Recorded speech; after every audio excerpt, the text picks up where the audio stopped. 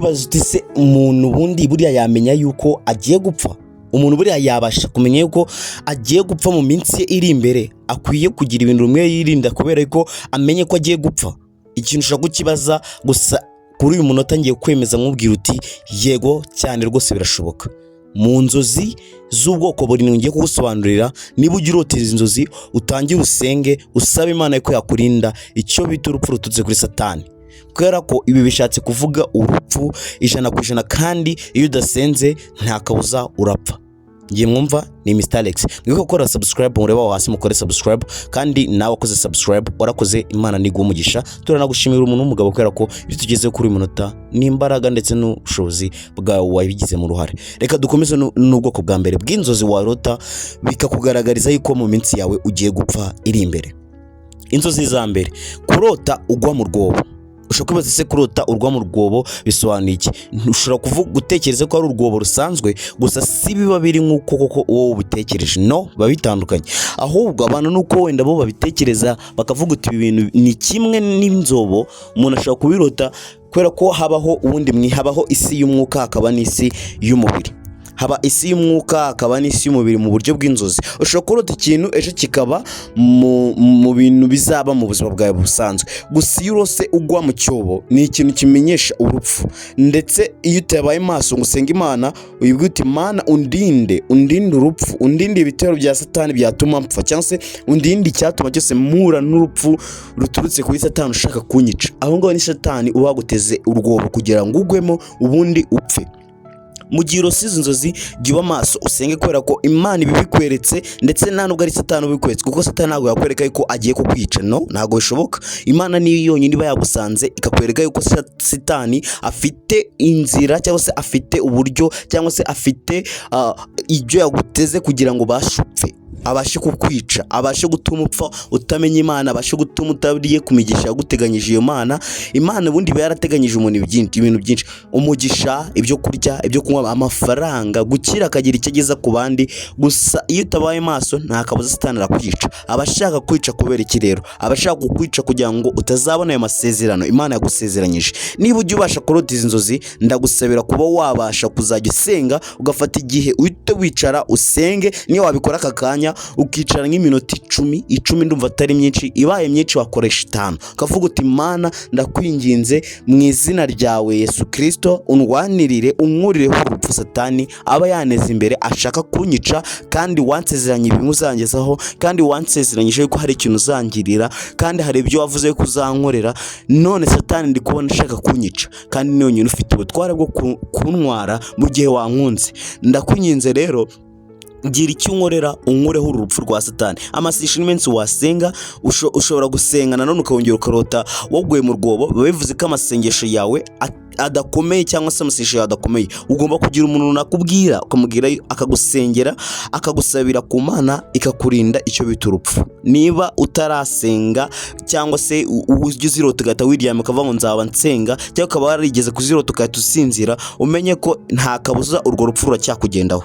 Utangire usenge. Singukuye umutima ngewe nagira ngo umenyeshe amakuru y'ibyo ukwiye kumenya kugira ngo umenye ibyo uhangana nabyo. Ntabwo uri guhangana n'umuntu runaka, runarota umuntu yakugiye nabi utazatishaka ko ari umuntu runaka ukugiye nabi. No, aba ari abadayimoni, ntabwo aba ari umuntu. Ntabwo uri guhangana n'umuntu. Umuntu urota ntajya ahangana n'abantu mu buryo busanzwe. Ubundi bahangana wenda by'amagambo, kuburana nibyo ntibyabura ku muntu bisanzwe. Gusa iyo umuntu mu nzozi arose umuntu amukomeza cyagira uti aba ari umudayimoni, ntabwo aba ari umuntu. Utazanakeka umuntu runaka wenda warote inzozi akumereye nabi ukeke ko ari we. No, aba ari abadayimoni baguhiga, bashaka gukoresha ibikorwa byabo, bashaka kuguhatiriza gukora ikintu runaka, ndetse baba bahangana nawe. Iyo uhangana nabo rero uba uri kwanga ibyo bagusaba, ubundi bakarwana na kuko wabyemeye ni mwahangana. Rero iyo uri umukozi w'Imana, iteka ryose Imana iguhishurira ibizakubaho. Urupfu niba bikwetse uguye mu rwobo bivuze urupfu. Umenye ko niba ugira urota izo nzozi utangire uyinyisere, kandi usenge cyane, kubera ko ntudasenga nta kabuza urupfu rukuri imbere. Ushobora kugira impanuka n'ibindi runaka bitandukanye. Uburyo ni bwinshi bwonyine bwo gutuma upfa. Reka dukomeze n'ubundi bwa kabiri. Ubundi busobanuro bwa kabiri bugaragaza yuko mu minsi iri imbere, cyangwa se imbere yawe hari urupfu. Ni ukurota uri gukora ubukwe. ushobora gutekereza se kurota uri gukora ubukwe, gusa kurota ukora ubukwe utaza kujyana no kurota ugwa mu rwobo, ibintu biratandukanye ndetse kure cyane, kubera ko kurota ugwa mu cyobo bivuze yuko ari urupfu rututse kuri Satani, ariko kurota ukora ubukwe ni ukuba uri umugeni w'Imana. Ntabwo bivuze ko ugiye kwitupfa ako kanya, ntabwo bivuze ko wenda ngo nyuma y'amezi 10 ugiye gupfa, no, ntabwo ari cyo bivuze. Icyo bivuze ko uri umugeni w'Imana, Imana ibigukunze kuturusha, kandi nta nubwo bivuze yuko igufashe nyine isi gutwara ako kanya. Imana ntica umuntu ubundi iramucyura, babyita gucyura, nubwo abantu benshi babyita ngo kwica umuntu ngo yapfuye nk'iki. Oya, iyo umuntu ari gukora ubukwe nta kabuza aho niyo wasenga inzozi, wasegera izo nzozi, wasenga uvuga uti Mana nyongerera iminsi yo kubaho, ndacyakeneye kubaho, ugasaba nyine Imana kikongera iminsi yo kubaho.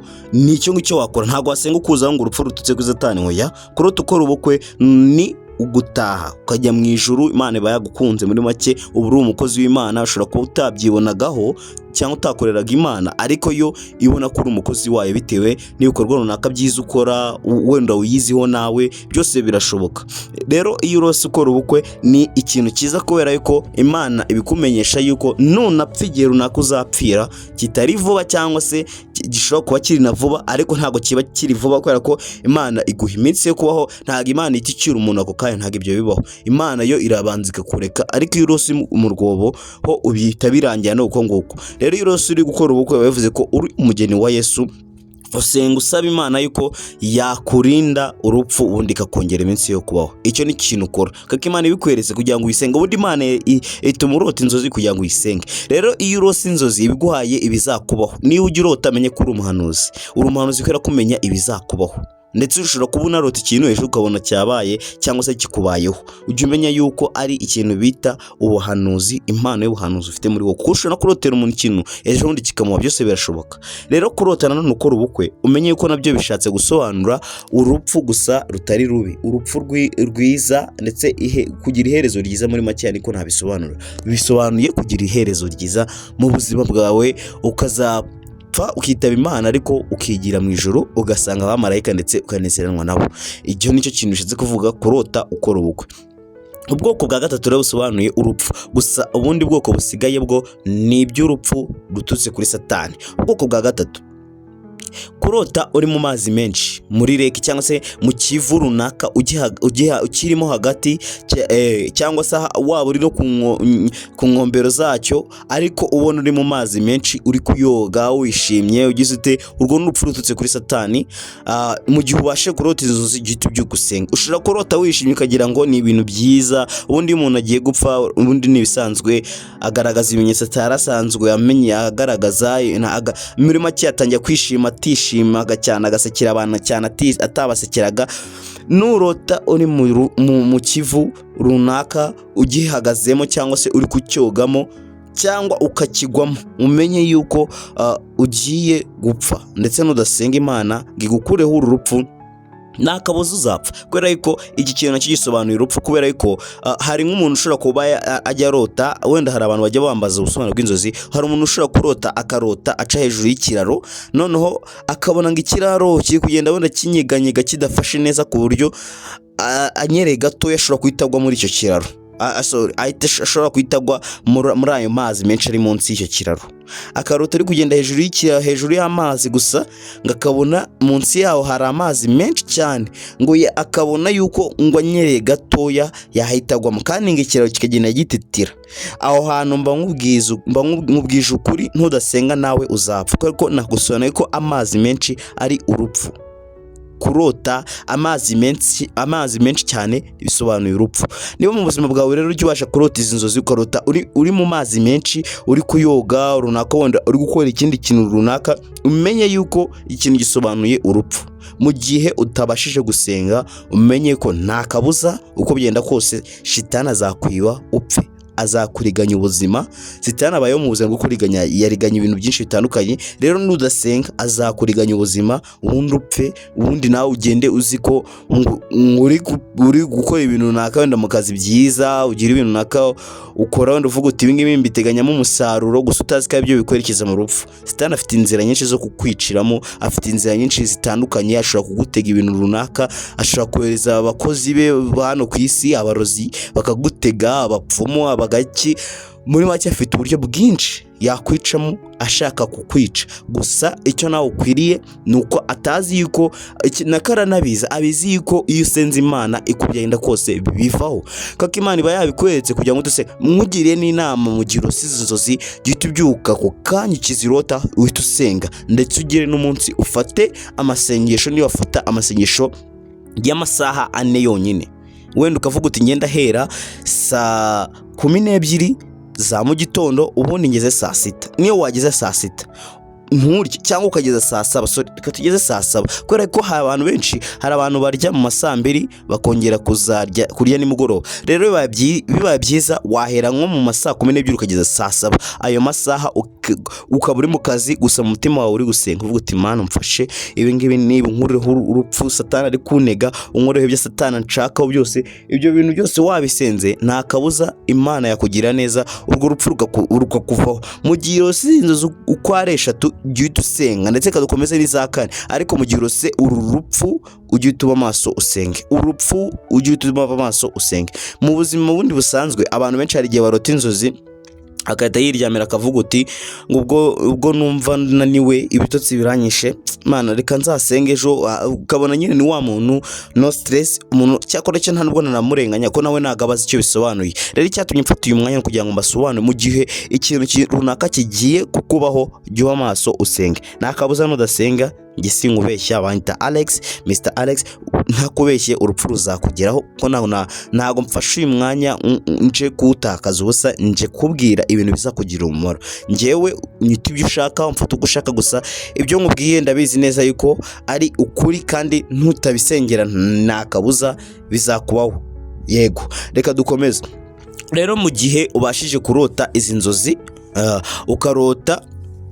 ukarota mu buzima bwawe waguye mu rwobo, ukarota ukora ubukwe, wenda byo ni inzozi zitutse ku Mana, ni nziza wenda kubera ko ushira gupfa ariko nanone ukigira mu ijuru, ariko bitavuze ngo ugiye kwitupfa kuko usabye Imana iminsi yo kubaho ukonyongeresha iminsi yo kubaho yakugira neza. Ndetse ari urupfu rututse ku Satani nabwo yarukuraho. Ndetse nanone ukarota uri mu mazi menshi, umenye yuko nta kabuza Imana izabigukorera ndetse izagukuriraho ikintu bita urupfu. Ndetse ikindi cya 4, kurota uri mwa n'inzoka. Iki ni ikintu kibi cyane, akaba nacyo tunasorezaho. Iki kintu cyo kurota urumwa n'inzoka ni ikintu kibi kubera ko iki kintu kimenyekanisha urupfu, ndetse kimenyekanisha umuriganya, ukuriganya urupfu. Satani ubundi nibisanzwe aza yiyobanyije mu ishusho y'inzoka. Yataje mu ishusho y'inzoka aza mu zindi shusho z'abantu, yiyobanyije yigize amashusho yabo, ukagira ngo ni ba bantu ariko atari bo, n'ubundi ari we. Wowe ukatumenya ubwenge, ukatumenya ko atari ba bantu usanzwe uzi ari Satani.